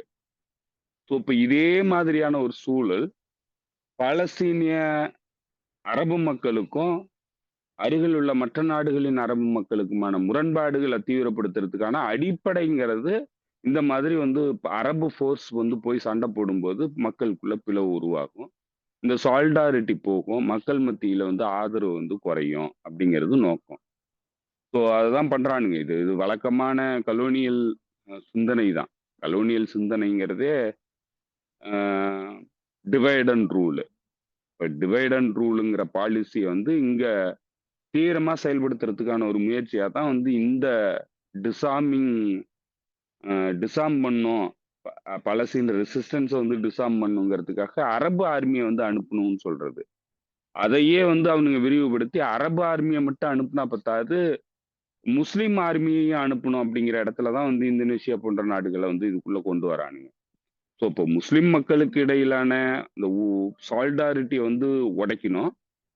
அதே மாரி அரபு மக்கள் மொழி ரீதியா அரபு மக்களுக்கு இடையிலான அந்த உறவு நிலைய வந்து உடைக்கணும். இந்த 2 நோக்கத்தையும் அடிப்படையா வச்சு, அரபு ஃபோர்ஸும், முஸ்லிம் ஃபோர்ஸும் உள்ளுக்கு நுழைஞ்சு, பாலஸ்தீனியர்களுக்கு எதிரா சண்டை போடணுங்கிறது தான் இப்ப அவனுங்களுடைய திட்டமா இருக்கு. அதுக்கு தான் தயாராகிட்டு இருக்கானுங்க. இதையே தான் வந்து லெபனான்குள்ள வந்து லெபனான் அரசாங்க ஆர்மிக்கும், ஹெஸ்புல்லாவுக்கும் பிரச்சனைய உருவாக்கணுங்கிறத வெளிப்படையா பேசுறானுங்க. டாம் பராக் வெளிப்படையா பேசுறான். ஏன் வந்து நாங்க அ லெபனான் ஆர்மிய வந்து ஹெவி வெப்பன்ஸ் குடுத்து தரம தரப்படுத்த மாட்டோம் அப்படிங்கிறத அவன் வெளிப்படையா சொல்றான். அதெல்லாம் குடுக்க மாட்டோம் அப்படின்னு. அதுக்கு காரணம் என்னன்னா, அவங்க வந்து இஸ்ரேல் கூட சண்டை போடுற அளவுக்கு கெப்பாசிட்டி இருக்கக்கூடாது அவங்களுக்கு அப்படின்றான். அவங்களுக்கு நாங்க ஆயுத உதவிகள் வந்து லைட் வெப்பன்ஸ் தான் குடுப்போம். அது எதற்கானா, அவங்களுடைய சொந்த மக்கள சண்டை போடுறதுக்காக தான் அப்படின்னு சொல்றான். இப்ப அதையே தான் வந்து இங்கேயும் ஃபாலோ பண்ண போறானுங்க. இப்ப இங்க வந்து அரபு அதுக்கு தயாராவும் இருக்கிறானுங்க. இப்ப ஏன்னா நீங்க வந்து பார்த்தீங்கன்னா, அமெரிக்கா விரும்புதோ விரும்பலையோ, Saudi Arabia, United Arab Emirates போன்ற நாடுகள் வந்து அழுத்தம் குடுக்குறானுங்க. Bahrain, Saudi Arabia, United Arab Emirates. இந்த 3 நாடுகளும் சேர்ந்து அழுத்தம் குடுக்குறானுங்க. ஹமாஸ டிஸார்ம் பண்றதுலன்னா நாங்க வந்து ஃபண்ட் பண்ண மாட்டோம். காசா கன்ஸ்ட்ரக்ஷனுக்கு. இவனுங்க ஃபண்ட் பண்ணா மட்டும் ரீகன்ஸ்ட்ரக்ஷன பண்ண விட போறானுங்களா என்ன? அதெல்லாம் இல்ல. லெபனான்குள்ள ஃபண்ட் பண்றதுக்கு ஹெஸ்புல்லா தயாரா இருக்குது. ஈரான் தயாரா இருக்குது. ஈரானுடைய ஃப்ளைட்ல வந்து அ பணம் வருதுன்னு சொல்லிட்டு, ஈரான் ஃப்ளைட்டு பெய்ரூட் ஏர்போர்ட்ல இறங்கவே கூடாதுன்னு தடை போட்டானுங்க அமெரிக்கா. வரக்கூடாதுன்னு சொல்லி. வந்தா இஸ்ரேல விட்டு சுட்டு வீழ்த்துவேன் அப்படின்னு. அதே மாதிரி அ ஹெஸ்புல்லா வந்து நிதியெல்லாம் ரெடி பண்ணி மக்களுக்கு அறிவிச்சிருந்தது. யார் யாருக்கெல்லாம் வீடு போச்சோ, அவங்களுக்கெல்லாம் வந்து இயர்லி ரீகன்ஸ்ட்ரக்ஷன் வரைக்கும் வந்து இயர்லி வந்து கிட்டத்தட்ட 8,00,000லேருந்து 10,00,000 வரைக்கும் நாங்க குடுக்குறோம் அப்படின்னு சொல்லிலாம் அறிவிச்சிருந்தது. அதற்கான ஃபண்டையும் ரெடி பண்ணிடுச்சு. அதெல்லாம் குடுத்து ரீகன்ஸ்ட்ரக்ஷன் பண்றதுக்கு விடல. ரீகன்ஸ்ட்ரக்ஷன் பண்றதுக்கான ஃபேக்டரிஸ அடிக்கிற உழைக்கிறானுங்க. ஹெவி மெஷினரீஸ் வாங்கி வச்சிருந்தாக்க புல்டோசர், ஜேசிபி போன்ற வாகனங்கள வந்து தனியார் நிறுவனங்கள் வாங்கி வச்சிருக்கிறத அடிச்சு உடைக்கிறானுங்க. குண்ட போட்டு அழிக்கிறானுங்க. அப்ப அவனுங்களுடைய நோக்கம் ரீகன்ஸ்ட்ரக்ஷனே பண்ண விட மாட்டானுங்க. அப்ப அப்படி இருக்கிற இடத்துல, அரபு நாடுகள் வந்து இந்த இந்த oil rich state Saudi Arabia, United Arab Emirates, Bahrain எல்லாம் வந்து ரீகன்ஸ்ட்ரக்ஷன் யாருக்கு பண்ண போறானுங்கங்கிறது தான் தெரியல. எதுக்கு வந்து இந்த நெருக்கடி குடுக்குறானுங்க? யாருக்கு ரீகன்ஸ்ட்ரக்ஷன் பண்றதுக்கான நெருக்கடி அது? இஸ்ரேல ரீகன்ஸ்ட்ரக்ஷன் பண்றதுக்கு நெருக்கடி குடுக்குறானுங்களா? என்னன்னு தெரியல. அதுதான் நம்ம யோசிக்கணுமே தவிர, பாலஸ்தீனியர்களுக்காக அவனுங்க ஒரு துணுமும் கிள்ளி போட மாட்டானுங்க. ஸோ எல்லா வகையிலயும் பாலஸ்தீன மக்களுக்கும், அரபு மக்களுக்கும் இடையிலான அந்த உறவு நிலைய உடைக்கிறதும், இஸ்லாமிய மக்களுக்கும், பாலஸ்தீன மக்களுக்குமான அந்த உறவு நிலைய உடைக்கிறதையும் வந்து தீவிரமா பண்றானுங்க. அது எல்லா பகுதிகள்லயும் இந்த டிவைட் அண்ட் ரூல் பாலிசிய தான் வந்து அவனுங்க ஃபாலோ பண்றானுங்க. அத வெளிப்படையாவே இன்னைக்கு சொல்றானுங்க. அதுதான் இங்க இருக்கிற முக்கியமான விஷயம். என்னன்னா, இன்னைக்கு இந்த எம்பையர் வந்து பொய் சொல்லி சமாளிக்க முடியாத நிலையில தள்ளப்பட்டிருக்கு. அதனால உண்மைய பேசுறானுங்க, வெளிப்படையா பேசுறானுங்க. இதுல வந்து இப்போ அடுத்து ஈரானுடைய பொசிஷன் எப்படி இருக்குது? ஈரான் வந்து இதுல இன்னைக்கு நீங்க இத சொன்ன மாதிரி இந்த ஜேசிபிஓஏலேருந்து இன்னைக்கு 18ஆம் தேதி நம்ம பேசிட்டு இருக்கிற அக்டோபர் 18 இன்னையோட முடியுது. இதுக்கப்புறமேல அவங்க என்ன பண்ண போறாங்கன்ற ஒரு கேள்வி வருது. ஏன்னா வந்து நீங்க சொல்றதெல்லாம் பார்த்தா, ஃபுல் ஃப்ளெட்ஜ்ல வந்து காசாவ ஆக்குபை பண்ண போறாங்க அப்படின்ற ஒரு நிலைமை வரும்போது, ம ஒட்டுமொத்த ஆக்சிஸ் ஆஃப் ரெசிஸ்டன்ஸோடைய இருப்புக்கே கேள்விக்குறியாகும்போது, அப்போ ஈரான் நேரடியா அதுக்குள்ள வந்தாகணும் அப்படின்ற ஒரு கொஸ்டின் எல்லாருக்குமே வருது. ஏன்னா 2 வருஷமா எல்லாரும் கேட்கறது, ஈரான் வந்து தங்களுக்கு பிரச்சனைனா மட்டும் தான் வந்து தாக்குதல் நடத்துறாங்க. ஏன் அவங்க வந்து காசாவ வந்து தடுத்து நிறுத்தல? ஏன் அங்க குண்டு வீசல? அப்படின்ற கேள்வி எல்லாம் இருக்குது. ஒரு தார்மீகமா, நார்மலா, சாதாரண இயல்பா வரக்கூடிய ஒரு கேள்விதான். ஸோ இது போல ஒரு டஃப்பான சிச்சுவேஷன் வரும்போது, ஈரானுடைய அ இத ஒர்க்க வந்து எல்லாருமே எதிர்பார்க்கிறது தான். வெளில இருந்து எல்லாருமே சாதாரணமா எதிர்பார்க்கிறது தான். இப்போ ஈரான் என்ன பொசிஷன்ல இருக்குது? அவங்க வாருக்கு ஃபுல்லா ரெடி ஆயிட்டாங்களா? இல்ல அவங்க தயாராயிட்டு இருக்கிறாங்க. ஏற்கனவே ரெக்கவர் ஆயிட்டாங்க. கடந்த முறை நடந்த தாக்குதல்லேருந்து ரெக்கவர் ஆயிட்டாங்க. புதுசா அடிஷனலா எக்யூப்மெண்ட்ஸ்லாம் வாங்கியிருக்கிறாங்க. அவங்களுடைய ஏர் டிஃபென்ஸ வந்து வலுப்படுத்திட்டு வராங்க. அதேபோல ஏர் ஃபோர்ஸ வந்து வலுப்படுத்துறதுக்கான நடவடிக்கைகள் நடக்குது. ஸோ அவங்க வந்து ரீதியா வந்து தயாராயிட்டு இருக்கிறாங்க. அடுத்த கட்டத்துக்கு வந்து போர் வருங்கிறத உறுதியா நம்புறாங்க. பிரசிடென்ட்டே சொல்றாரு. பெசஸ்கியானே வெளிப்படையா சொல்றாரு. போர் வந்து வருங்கிறத யாராலயும் தடுக்க முடியாத அளவுக்கு தான் இருக்கு. கண்டிப்பா போர் வந்து இஸ்ரேல் வந்து மீண்டும் ஆரம்பிக்குங்கிறத அவரே சொல்றாரு. ஸோ அதனால அவங்களுக்கு கிளியரா தெரியுது. இது எத நோக்கி போகுதுன்ட்டு. ஆக்சஸ் ஆஃப் ரெசிஸ்டன்ஸ்க்கு உதவி பண்றத பொறுத்தளவுல இப்ப வந்து நம்ம ஏற்கனவே பலமுறை பேசிட்டோம். ஈரானுடைய சிக்கல் என்னன்னாக்க, ஈரான் வந்து ஈரான் மீது அரபு ஊடகங்கள், இஸ்லாமிய ஊடகங்கள், மேற்கத்திய ஊடகங்கள் எல்லாருமே சேர்ந்து வைக்கிற குற்றச்சாட்டு என்னன்னா, அத வந்து கிட்டத்தட்ட ரொம்ப வருஷமாவே அத வந்து ஒரு பெரிய புரபகண்டாவ பண்ணி, அரபு மக்கள் மத்தியிலயும், இஸ்லாமிய மக்கள் மத்தியிலயும் பதிய வச்சிருக்கிறாய்ங்க. அதுக்கு கூடுதலா வந்து இந்த செக்டேரியன் டிவிஷனும் ஒரு காரணம். அதுல ஏன் வந்து மக்கள் போய் விழுறாங்கங்கிறதுக்கு. அதுல அவங்க சொல்ற விஷயம் என்னன்னாக்க, ஈரானுடைய ப்ராக்ஸி ஃபோர்ஸஸ் தான் இவங்க. ஈரானுடைய இன்ட்ரெஸ்ட்டுக்காக இவங்களெல்லாம் வளர்த்து விடுறாங்க. இவங்களுக்கு ஆயுத உதவிகள் பண்றாங்க. அப்படிங்கிறது தான் அவங்க வைக்கிற குற்றச்சாட்டு. இது வந்து அரபு மக்களுக்கும், ஈரானுக்கும் இருக்கிற அந்த உறவ வந்து உடைக்கிறதுக்கான ஒரு குற்றச்சாட்டா தொடர்ந்து வச்சுக்கிட்டே இருக்கிறாய்ங்க. அ அதே மாதிரி ஈரானுக்குள்ள ஈரானிய ஊடகங்கள், குறிப்பா வந்து வெளிநாடுகள்ல இருந்து இயங்கக்கூடிய ஈரானிய ஊடகங்கள், பெர்ஷியன் ஊடகங்கள், ஆயிரக்கணக்கான ஊடகங்கள் இருக்கு. ஈரான் இல்லாம வெளியில இருந்து இயங்கக்கூடிய ஊடகங்கள். எல்லாமே அமெரிக்காவுக்கு ஆதரவான ஊடகங்கள். அந்த ஊடகங்கள் என்ன வந்து ஈரான் மக்கள் மத்தியில சொல்றாங்கன்னா, உங்களுடைய பிரச்சனைக்கான காரணம் உங்க நாடு வந்து நம்ம நாடு வந்து இந்த அக்சஸ் ஆஃப் ரெசிஸ்டன்ஸ்ல இருக்கக்கூடிய அமைப்புகளுக்கு உதவி பண்ணி சிக்கல உருவாக்கிக்கிறாங்க. அதனால தான் மேற்கத்திய நாடுகள் நமக்கு எதிரா நிக்கிறாங்க. நம்மளுடைய பாதிப்புகளுக்கு காரணமே வந்து ஈரான் அரசாங்கத்தினுடைய செயல்பாடுகள் தான். அவங்க குடுக்குற உதவி தான் காரணம். அப்படின்னு சொல்லி அங்க ஒரு பிரச்சாரத்த வைக்கிறாய்ங்க. இது 2 பக்கமும் வந்து நெருக்கடியான ஒரு சூழ்நிலை வந்து ஈரானுக்கு உருவாயிருக்கு. ஸோ இதுல எல்லாத்துக்கும் வந்து மனூவர் பண்ணி இதிலிருந்து அவங்க வந்து உதவிகளையும் பண்ணணும். அக்சஸ் ஆஃப் ரெசிஸ்டன்ஸையும் பார்க்கணும். அவங்களுக்கு தேவையான ஆயுத உதவிகள பண்ணிக்கணும்.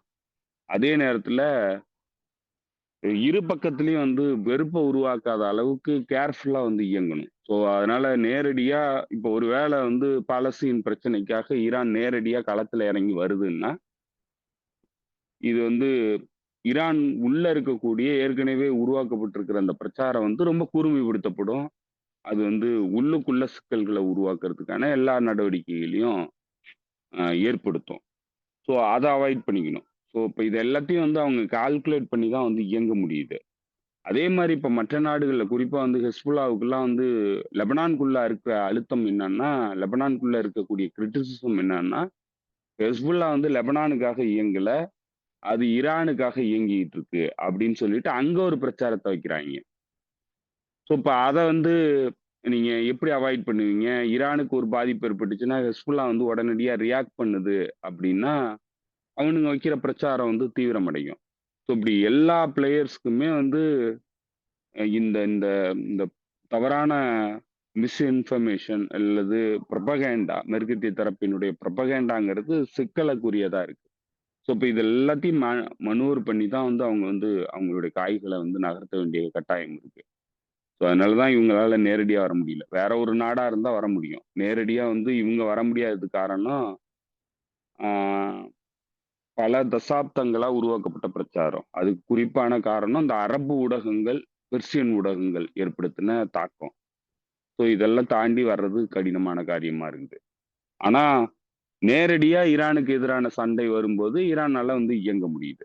ஏன்னா, அப்பதான் வந்து அந்த மக்கள் வந்து புரிஞ்சுக்கிறாங்க. இது வந்து அ ஈரான் வந்து ஏன் வந்து இப்படியெல்லாம் இயங்குதுன்னா, இதுக்கு காரணம் வந்து தன்னை புரொடெக்ட் பண்ணிக்கணுங்கிற முக்கியமான நோக்கம் இருக்கு. கூடவே வந்து மோரல் அ ஆப்ளிகேஷன் இருக்கு ஈரானுக்கு, இஸ்லாமிய நாடா அப்படிங்கிற இடத்துல தான் வந்து அந்த மக்கள் வந்து அத வந்து ஏத்துக்கிறாங்க. அது எப்ப நடக்குதுன்னா, நேரடியா தங்கள் மீது தாக்குதல் நடக்கும்போது அது நடக்குது. ஆ அதே மாரி தான் மற்ற அமைப்புகளுக்கும். மற்ற அமைப்புகளுக்கும் இதே மாதிரியான ஒரு நிலை தான். இது எல்லாமே எக்ஸ்போஸ் ஆகிட்டு வருது. இப்ப இந்த அலெக்ஸா ஃப்ளட்ல இருந்து எல்லாமே எக்ஸ்போஸ் ஆகிட்டு வருது. பெரும்பாலான மக்கள் வந்து இன்னைக்கு அந்த நிலையில இல்ல. அந்த மாதிரியான ஒரு புவர் அண்டர்ஸ்டாண்டிங்ல இல்ல.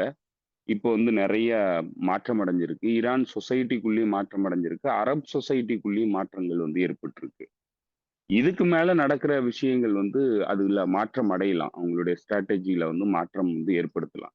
ஆனா, இன்னைக்கு கிட்டத்தட்ட வந்து இறுதி யுத்தம் மாதிரியான ஒரு காலகட்டத்துக்கு வந்துட்டாங்க. ஸோ இனிமே மாற்றம் அடைஞ்சாலும், அடையலனாலும் அத நோக்கி போக வேண்டிய அவசியம் இருக்கு. அததான் நோக்கி தான் வந்து மேற்கத்திய தரப்பு போகுது. ஸோ அதனால இதுல அவங்க சேர்ந்தாலும், அவங்களா விரும்பி வந்தாலும் வரலன்னாலும், வர வேண்டிய கட்டாயத்த மேற்கத்திய தரப்பு உருவாக்குது. அதுக்கு தயாரா இருக்கிறாய்ங்க எல்லாரும். ஓகே, ஓகே தோழர். இந்த ஏமன் தரப்புல அந்த ஏமனுக்கும் பக்கத்துல நடந்த தாக்குதல் நீங்க சொன்னதுதான் நான் கவனிச்சேன் அத கொஞ்ச நேரத்துக்கு முன்னாடி. அது வந்து அவங்க அன்சருல்லா ரொம்ப தெளிவா சொல்லியிருந்தாங்க. இஸ்ரேலுக்கு போகக்கூடிய இத மட்டும் தான் நாங்க தாக்குதல் நடத்துவோம் அப்படின்னு. அதுக்கப்புறமேல நாங்க எல்லாத்தையும் ஹால்ட் பண்ணிட்டோம் அப்படின்னு சொன்னாங்க. இதுக்கப்புறம் இந்த உணவுகள் போற பிறகு எங்களுக்கு எந்த பிரச்சனையும் இல்ல. நாங்க நிப்பாட்டிக்கிறோம் அப்படின்னு சொல்லிட்டாங்க. இப்ப நடந்திருக்க தாக்குதல் அப்படின்றது ஓமன் நாட்டுல இருந்து கிளம்பி போன ஒரு எண்ணெய் கப்பல். அது வந்து போனது டிஜிபுட்டிக்கு.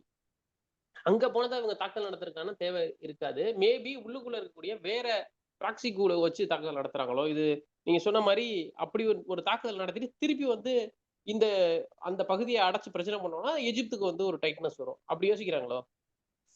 இருக்கலாம். இது வந்து ஒரு ஒரு விஷயத்துக்காக மட்டும் நடக்கிறது இல்ல. இப்ப ஜியோபாலிட்டிக்ஸ பொறுத்தளவுல பல காய்கள் வந்து பல விஷயங்களுக்காக காய்கள் வந்து நகர்த்தப்படும். அப்படி வந்து எகிப்துக்கு நெருக்கடி குடுக்கறது, இன்னொரு பக்கம் வந்து ஆக்சிஸ் ஆஃப் ரெசிஸ்டன்ஸ்க்கு நெருக்கடி குடுக்கறது. பார்த்தீங்களா, யமன் அன்சாருல்லா அமைப்புங்கிறது ஒரு வயலன்ட்டான அமைப்பு. அது பாலஸ்தீனியர்களுக்காக உதவி பண்றதுக்காக இதெல்லாம் பண்ணல. தன்னுடைய பவர வந்து நிரூபிக்கணும் அப்படிங்கிறதுக்காக பண்ணுது. அப்படின்னு சொல்லி காட்டுறதுக்கான ஒரு முயற்சி. இது ஒரு ஃபால்ஸ் ஃபிளாக். அவங்க பாரு தாக்குதல் நடத்திட்டாங்க. அதனால நாங்க வந்து எங்களுக்கு வேற வழி கிடையாது. மேரிடைம் செக்யூரிட்டிய வந்து புரொடெக்ட் பண்ணணும்னா, அவங்க மீது தாக்குதல் நடத்தணும் அப்படின்னு சொல்லணும். இப்படி பல்வேறு காரணங்கள் இருக்கு இந்த மாதிரியான ஃபால்ஸ் ஃபிளாக் ஆப்பரேஷனுக்கு. ஸோ இன்னொரு விஷயம் என்னன்னா, இன்னும் முக்கியமான ஒரு விஷயம் சொல்லணும். யமன் ஆர்ம்டு ஃபோர்ஸஸினுடைய சீஃப் ஆஃப் ஸ்டாஃப் கம்மேரின்னு நெனைக்கிறேன். அவரு வந்து ஆகஸ்ட் மாசம் நடந்த இஸ்ரேலிய தாக்குதல்ல காயமடைஞ்சு, நேற்று முன்தினம் வந்து அ வீரமரணம் அடைஞ்சிருக்கிறாரு. யமன் ஆர்மியினுடைய சீஃப் ஆஃப் ஸ்டாஃப், ஆர்ம்டு ஃபோர்ஸஸினுடைய சீஃப் ஆஃப் ஸ்டாஃப். ஒரு டாப் மிலிட்டரி பிராஸ், ஒரு மிக முக்கியமான மிலிட்டரி தலைவர். அ நம்பர் 1 மிலிட்டரி தலைவர். அவரு வந்து இஸ்ரேலினுடைய தாக்குதல்ல உயிரிழப்பு சந்திச்சிருக்கிறாரு. ஸோ, அ பிரைம் மினிஸ்டரு, யமன் அரசாங்கத்தினுடைய பிரைம் மினிஸ்டரு, கேபினெட் மினிஸ்டர்ஸ் ஒரு 11 பேர் இறந்து போனதுல, இன்னொரு ஹை ப்ரொஃபைல் உயிரிழப்புன்னா, இந்த சீஃப் ஆஃப் ஸ்டாஃபினுடைய உயிரிழப்பு.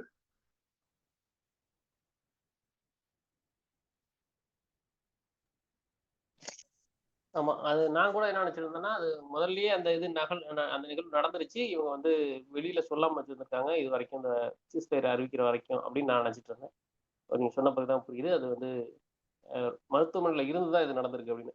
அதுல அவர் இன்னொரு விஷயத்த கூட அன்னைக்கு நைட்டே பேசும்போது, அம் அபு மாலிக் அல் ஹூத்தி அவரு சொல்றாரு, வேர்ல்டு ஃபுட் ப்ரோகிராம்னு சொல்லக்கூடிய இந்த ஐநாவுடைய அலுவலகம் தான் இதுக்கான உணவு வேலைகளை பார்த்த எதிரிகளுக்கு சொன்னது அப்படின்னு. அதே மாதிரி அந்த தாக்குதல் நடந்த மறுநாளே உள்ள ஐநா ஆபீஸுக்குள்ள வந்து எல்லாத்தையும் கைது பண்ணிட்டாங்க ஏமன் தரப்புல இருந்து. அதன் பிறகு அதனுடைய ப்ராசஸ் என்ன ஆச்சுன்னு தெரியல. ரிலீஸ் பண்ணாங்களான்னு தெரியல. ஆனா இது உள்ளுக்குள்ள ஐநா ஆட்கள் தான் செஞ்சது அப்படின்னு சொல்லியிருக்காங்க. இப்ப ஐநா ஆமா. ஆட்கள் அது வந்து வேர்ல்ட் ஃபுட் புரோகிராமினுடைய ஆட்கள் தான் வந்து இந்த அ அதாவது எஸ்பியனாஜ் டிவைஸ வந்து அங்க வச்சதா சொல்றாங்க. அதே மாரி யுனிசெஃப் இதுல பெருசா வேல பாக்குது அப்படின்னு சொல்றாங்க. யுனிசெஃப்ங்கிறது சைல்டு எஜுகேஷனுக்காக இருக்கக்கூடிய ஒரு அமைப்பு. அந்த அமைப்பு ஏற்கனவே இனப்படுகொலை எதிர்கொண்ட யமன் மக்களுக்கு உதவி பண்றங்கிற பேர்ல போகுது. இன்னைக்கு பாத்தீங்கன்னா, நியூட்ரலான பாடிஸ் சர்வதேச அரங்குல இன்டர்நேஷனல் பாடிஸ், யுனைடெட் நேஷன்ஸினுடைய bodies, United Nations United Nations அதே போல ஐஏஇஏ, அதே போல கெமிக்கல் இன்ஸ்பெக்ஷன் பண்ற அமைப்பு இன்டர்நேஷனல் கெமிக்கல் இன்ஸ்டிடியூட்னு என்னமோ பேரு. இவனுங்க எல்லாருமே பாத்தீங்கன்னா நேரடியா அமெரிக்கன் ஹிஜோமனிக்கு ஆதரவா, ஒரு இனப்படுகொலைக்கு ஆதரவா நேரடியா போர்ல வந்து பங்கெடுத்துக்கிட்டு இருக்கிறாங்க. இவனுங்களுடைய அந்த நடுநிலைமைங்கிற அந்த விஷயத்தை பயன்படுத்திக்கிட்டு நேரடியா எஸ்பியனாஜ், உளவு தகவல்களை திரட்டி கொடுக்கறது, எல்லா பணிகள்லயும் இன்னைக்கு வந்து வெளிப்படையா ஈடுபட்டுக்கிட்டு இருக்கிறாங்க. இப்ப இதுல வந்து இன்னும் இந்த என்ஜிஓஸ், குறிப்பா வந்து ரெப்யூட்டட் என்ஜிஓஸ் அப்படின்னு சொல்ற amnesty International, Human Rights watch போன்ற அமைப்புகளினுடைய ஆதாரங்கள் வந்து இப்ப இந்த இதுல வந்து இன்னும் கிடைக்கல. அவனுங்க என்ன வேலை பார்த்துருக்குறானுங்கன்னு இனிமே தெரியும்.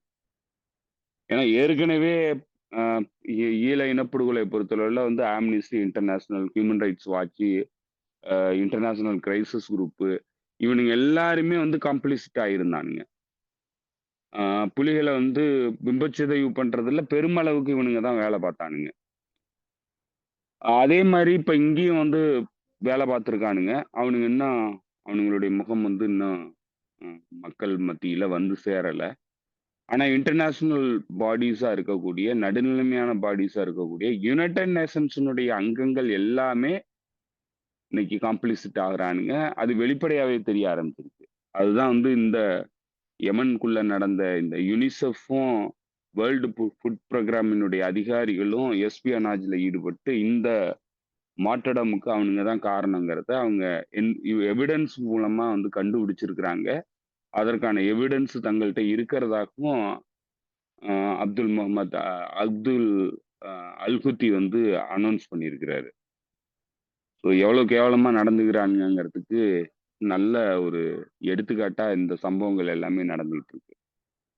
இதுக்கு முன்னாடி வந்து நம்ம இதெல்லாம் சொன்னோம்னா கூட மக்கள் வந்து நம்ம ஏதோ கான்ஸ்பிரசி தியரி பேசுறோம்னு நினைச்சிருப்பாங்க. ஏன்னா நம்ம பல இடங்கள்ல வந்து பேசியிருக்கோம். ஆம்னிஸ்டி இன்டர்நேஷனலுடைய ரிப்போர்ட்டு, இன்டர்நேஷனல் கிரைசிஸ் குரூப்பினுடைய ரிப்போர்ட்டு, ஹியூமன் ரைட்ஸ் வாட்சினுடைய ரிப்போர்ட்ல எப்படியெல்லாம் வந்து ப்ரொபகேண்டா வந்து பண்ணானுங்க, எப்படியெல்லாம் பிம்பச்செறிவு பண்ணானுங்கிறத வந்து நம்ம பல முறை வந்து பேசியிருக்கோம். ஈழ இனப்படுகொலையில புலிகளுக்கு எதிராக எப்படியெல்லாம் வந்து அவனுங்க நடந்துக்கிட்டானுங்கன்ட்டு. இப்போ அதெல்லாம் வந்து இன்னைக்கு ஆதாரப்பூர்வமா அவங்க கலெக்ட் பண்ணியிருக்கிறானுங்க. இப்படிதான் நடந்துகிட்டு இருக்கானுங்க. இப்ப நீங்க வந்து நம்ம பேசின விஷயங்கள கான்ஸ்பிரசி தியரின்னுலாம் சொல்ல முடியாது. ஏன்னா அதுதான் வந்து அவங்களுடைய பணியாவே செயல்பட்டுக்கிட்டு இருக்கானுங்க. ஸோ இதுல வந்து நான் என்ன கேட்கணும்னு வந்தேன்னா, இந்த கான்ஸ்பிரசி தியரி நீங்க சொன்ன பிறகு நம்ம இதுல வந்து வழக்கம் போல ஒரு சிலர் வந்து எழுதிக்கிட்டே இருப்பாங்க. என்ன எழுதிட்டு இருப்பாங்கன்னா, பைபிள்ல சொல்லுது, அதை சொல்லுது, இதை சொல்லுது, இந்த இடம் வந்து இஸ்ரேலுக்கு சொந்தமானதுன்னு. நம்ம அந்த கதைக்குள்ளலாம் போக விரும்பல. இப்ப நிகழ்வு நடக்கிறத பேசுவோம். வெஸ்ட் பேங்க்ல, நான் காசால கூட சொல்லல, வெஸ்ட் பேங்க்ல கடைசியா இருந்த கிறிஸ்துவ கிராமத்தையும் முடிச்சிட்டாங்க. அங்கேயும் வந்து இருக்கிற மக்கள் எல்லாம் வெளியேற்றி, வீட்டுல இருந்து மக்கள் எல்லாம் வெளியேற்றி இஸ்ரேலி செட்டிலர்ஸை கொண்டு போய் தங்க வைக்கிறதுக்கான வேலையா இறங்கியிருக்கிறாங்க. கடைசியா இருந்த கிறிஸ்துவ கிராமம் போயிருச்சு. இப்போ இங்க இருந்து தமிழ்நாட்டுக்குள்ள இருந்துகிட்டு தமிழ் பேசிய கூட உலகம் பூரா இருக்கக்கூடிய தமிழ் பேசக்கூடிய ஆட்கள் தான் கிறிஸ்துவன் அப்படின்ற காரணத்தினால எவனோ சொன்னான்ற ஒரே காரணத்தினால நீங்க வந்து இஸ்ரேல் ஆதரிக்கிறேன்னு சொல்லி சொல்லிட்டு இருக்கீங்க. இப்ப நீங்க ஃபாலோ பண்ணக்கூடிய மதத்தை சேர்ந்தவனே அடிச்சு வரட்டும், அதை என்ன பண்ண போறீங்கன்னு தெரியல. இது போல பயங்கரமான அயோக்கியத்தனம் நடந்துட்டு இருக்கு. எதுவுமே பேசுறதே இல்லை. ஆக்சுவலா தோழர், நம்ம இதை வந்து ரொம்ப ஆழமா பேசணும்னு நினைக்கிறேன். இங்க இருக்கக்கூடிய கிறிஸ்துவத்தை நான் ஃபாலோ பண்றேன், அந்த ரீசனால நான் இஸ்ரேலை ஆதரிக்கிறேன் அப்படின்னு சொல்லக்கூடிய ஆட்கள் எந்த அளவுக்கு பிளைண்டா இருக்காங்க அப்படின்றத நம்ம பேசணும்னு நான் நினைக்கிறேன். அது கிட்டத்தட்ட வந்து ஆர்எஸ்எஸ் எப்படி இந்து மதத்தை கையில வச்சிருக்கோ அந்த மாதிரி ஒரு சில குரூப் இருக்கானுங்க, ஒரு சில பேர் இருக்கிறானுங்க ரொம்ப தீவிரமா மத வெறியோட இருக்கக்கூடியவனுங்க. அது இஸ்லாம் மதத்திலயும் இருக்கு, இதுலயும் இருக்கானுங்க, கிறிஸ்துவ மதத்திலயும் தமிழ்நாட்டுக்குள்ள நிறைய பேர் இருக்கிறானுங்க ரொம்ப தீவிரமா வந்து மதத்தை வந்து ஃபாலோ பண்ணக்கூடியவனுங்க. அதுல சில பேருக்கு வந்து ஆக்சுவல் வரலாறு எதுவுமே தெரியாது. அவனுங்க வந்து பைபிள்ல சொல்றது, அ இந்த விஷயங்கள மட்டுமே பார்த்துக்கிட்டு பேசக்கூடியவனுங்க. அவனுங்கள நம்ம இன்னோசென்ட்ன்னு கூட சொல்லலாம். ஏன்னா அவனுங்களுக்கு தெரியல. அதனால அவனுங்க பேசுறானுங்க. நம்ம கமெண்ட் செக்ஷன்ல வந்து பேசுறவனுங்கலாம் வந்து தெரியாம பேசுறவனுங்க கிடையாது. அவனுங்க கிறிஸ்துவர்களும் கிடையாது. அவனுங்கலாம் வந்து மொசாதுக்காக வேலை பார்க்கிறவனுங்க. இன்னும் சொல்லப்போனா, மேபி அவனுங்க யூதர்களா கூட இருக்கலாம். தமிழ்நாட்டுக்குள்ள இருக்கக்கூடிய யூதர்களா கூட இருக்கலாம். ஸோ அதனால இதுல ஒட்டுமொத்தமா கிறிஸ்துவர்கள நம்ம குறை சொல்ல முடியாது. கிறிஸ்துவர்கள்ல சில பேர் வந்து அ இன்னசென்ட்டா இருக்கிறாங்க. நைவா இருக்கிறாங்க. அவங்களுக்கு தெரியல. அதனால வந்து இந்த ட்ராப்ல வந்து விழுறாங்க. கிறிஸ்துவர்களும், யூதர்களும் ஒண்ணு. நம்ம எல்லாருமே வந்து ஒரே மாதிரியான மத அப்ரஹாமிக் மதம். இஸ்லாமியர்கள் வேறானவங்க. அவங்க தான் நமக்கு எதிரி அப்படின்னு நினைக்கக்கூடியவனுங்க. ஸோ அந்த மாதிரி ஒரு ஒரு மனநிலையில ஒரு ஒரு ஒரு சூழல்ல வந்து வளர்ந்தவன்களா இருக்கணும். அப்படி இருந்திருந்தாங்கன்னா அவங்களுக்கு தெரியும். ஆனா ஆக்சுவலா பார்த்தீங்கன்னா, யூதர்களுக்கு கிறிஸ்துவர்களும், இஸ்லாமியர்கள் எல்லாருமே ஒண்ணுதான். ஏன்னா அவனுங்க பார்க்கறது எல்லாமே வந்து யூதன் மட்டும் தான். அவனுங்க கிறிஸ்துவனையும் வந்து கீழானவனா தான் நினைக்கிறான். இஸ்லாமியனையும் கீழானவனா தான் நினைக்கிறான். அவனுங்களுக்கு 2 பேருமே வந்து தனக்கு கீழானவனுங்க. உலகத்துல இருக்கிற மத்த எல்லா மக்களுமே வந்து அவனுங்களுக்கு கீழானவனுங்க. Supremacy theory பேசக்கூடியவனுங்க. அத அவனுங்க வெளிப்படையாவே பேசுறானுங்க. அந்த பின்னணியில தானே சொல்றானுங்க, நாங்க வந்து காட் சூசன் பீப்பிள் அப்படின்ட்டு. காட் சோசன் பீப்பிள் யாரு? எல்லாருமே காட் சோசன் பீப்பிள் தான். உலகத்துல பொறக்கிறவன் எல்லாருமே. அதுல அவன் என்ன சிறப்பா வந்து நான் தான் வந்து கடவுளால் தேர்ந்தெடுக்கப்பட்டவன் அப்படின்னா, எந்த பின்னணியில? அவன் மதத்தின் பின்னணியில. அப்ப அவன் மதத்துல வந்து கடவுளால் தேர்ந்தெடுக்கப்பட்டவன் நான் தான் அப்படின்னு சொன்னான்னாக்க, அப்ப இஸ்லாமிய மதத்துல கடவுளால் தேர்ந்தெடுக்கப்பட்டவங்க நாங்க தான்னு அவங்க சொல்லுவாங்க. கிறிஸ்துவ மதத்துல கடவுளால் தேர்ந்தெடுக்கப்பட்டவங்க நாங்க தான்னு சொல்லுவாங்க. ஸோ அப்ப இத எதுல வந்து அவன் ஏத்துக்க முடியும்? எத வந்து ஏத்துக்க முடியும்? அப்ப கிறிஸ்துவனா இருக்கிறவன் எப்படி வந்து யூதன் சொல்ற கடவுளால் தேர்ந்தெடுக்கப்பட்டவன் நான் தான் அப்படின்னா, அப்ப உன் கடவுள் சொல்றதெல்லாம் பொய்யா?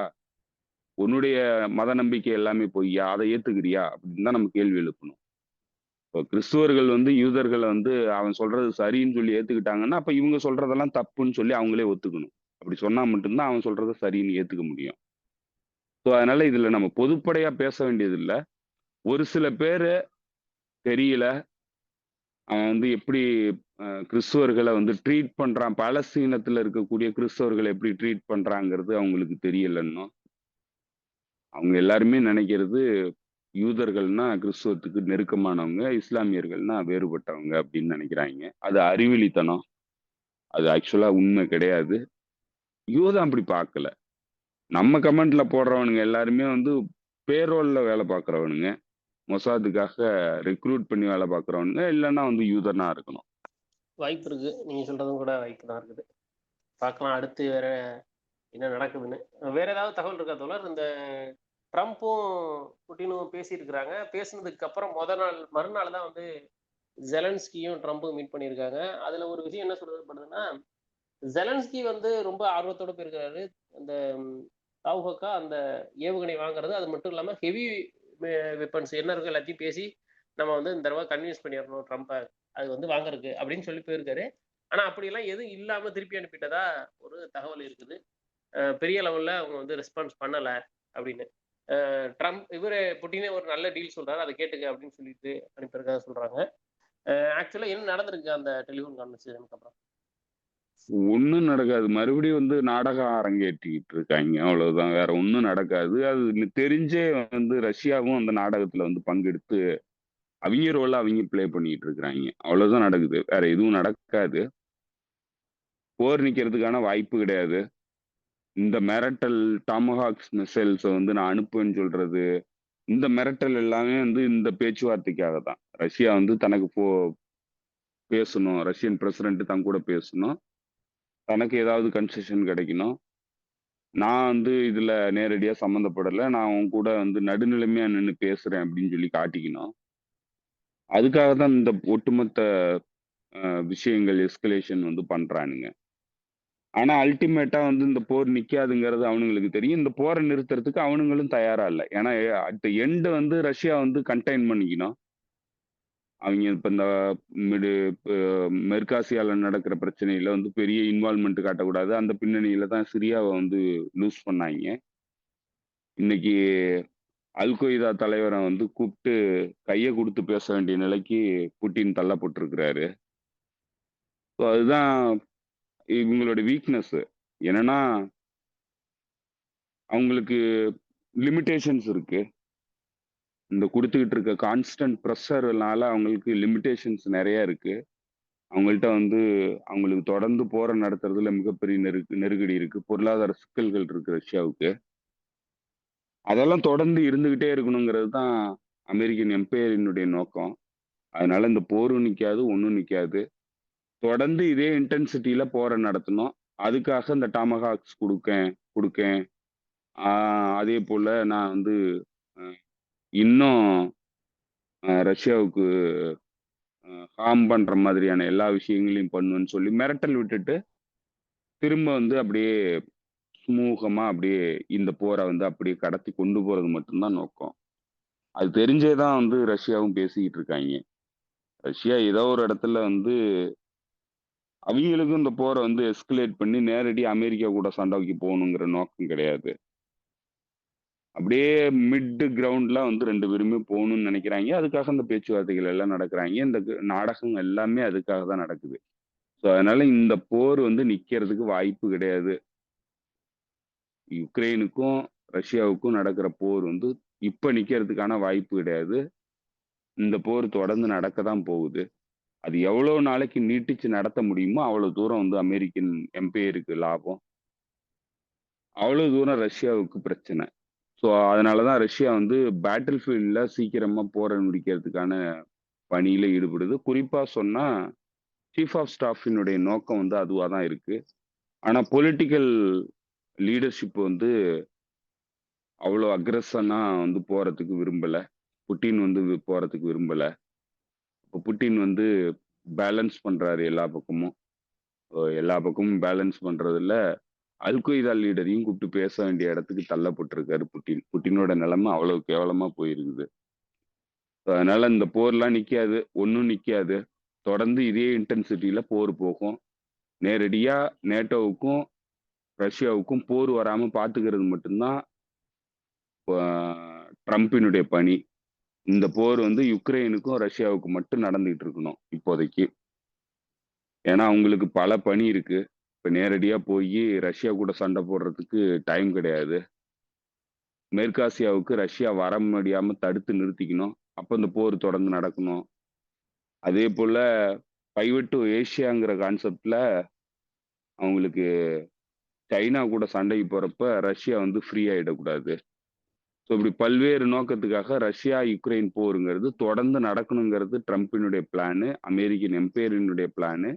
அந்த பிளானுக்கு எஸ்கலேட் பண்ணுவாய்ங்க. அப்புறம் எஸ்கலேட் பண்ணுவாய்ங்க. அப்படிதான் இந்த ஒட்டுமொத்த நாடகமும் நடந்துகிட்டு இருக்கு.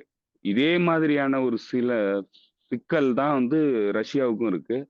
ரஷ்யாவுக்கும் நேரடியா அமெரிக்கா, நேட்டோ நாடுகள் கூட சண்டைக்கு போற சூழல் வரக்கூடாது. அதே நேரத்துல கிரவுண்ட்ல வந்து அட்வான்ஸ் பண்ணிக்கிட்டே இருக்கணும். இந்த எஸ்கலேஷன கண்ட்ரோல் பண்ணி வச்சுக்கணும் அப்படிங்கிற நோக்கத்தோட அவங்க பேசிக்கிட்டு இருக்கிறாய்ங்க. ஸோ இப்படிதான் வந்து இந்த நாடகம் வந்து அரங்கேறுதே தவிர, இதுலேருந்து என்ன ரிசல்ட்டும் வராது. அதனால நம்ம எதுவும் எதிர்பார்க்க வேண்டியதில்ல. பார்க்கலாம். அடுத்த நிகழ்வுகள் எப்படி போகுதுன்னு பார்க்கலாம். ஒவ்வொரு ஸ்டெப்பா. வேற ஏதாவது தோழருக்கு சொல்ல வேண்டியதா? சொல்ல வேற ஒண்ணும் இல்ல தோழர். கிட்டத்தட்ட எல்லாத்தையும் கவர் பண்ணிட்டோம். ஓகே தோழர். நம்ம ஆக்சுவலா வந்து போன வீடியோல சொல்லியிருந்தீங்க. நம்ம இன்னொரு ஒரு தோழர் கேள்வி கேட்டிருக்காரு. அதுக்காக பேசணும் அப்படின்ட்டு. நம்ம கொஞ்சம் நேரம் கிடைச்சதுன்னா, அத கூட அடுத்த வீடியோ போட்டுறலாம். இன்னும் இந்த வீடியோவே அதான் போட்டுருக்கணும். ஆமாமா. பேசணும்னு நெனச்சுக்கிட்டு இருந்தேன். அது ஆக்சுவலா வந்து